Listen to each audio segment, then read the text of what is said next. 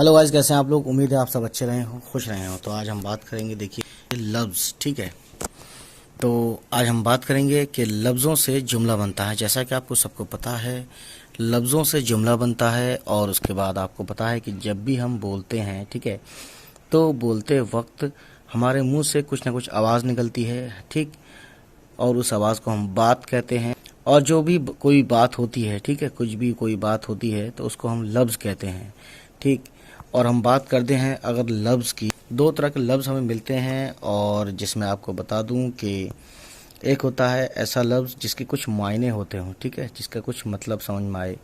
और एक लफ्ज़ ऐसे होते हैं, ठीक है, जिसके कोई मीनिंग ही नहीं है। जैसे मान लीजिए मैं बोलता हूँ मेज़ वेज़, तो मेज़ का कोई मीनिंग है लेकिन वेज़ का कोई मीनिंग नहीं है।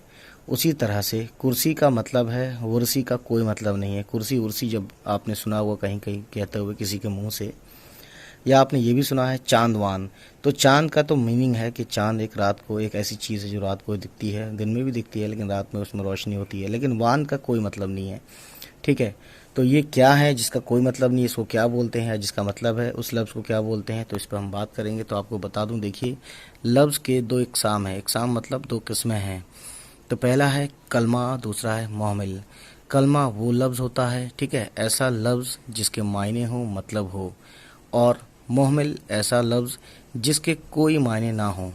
तो ये थी कहानी, ठीक है। उम्मीद है आपको इस वीडियो से कुछ सीखने को मिला हो। चलिए फिर मिलते हैं आपसे और देखते हैं नेक्स्ट वीडियो में, फिर होगी आपसे मुलाकात। तब तक लेते हैं आपसे विदा। Bye bye, take care.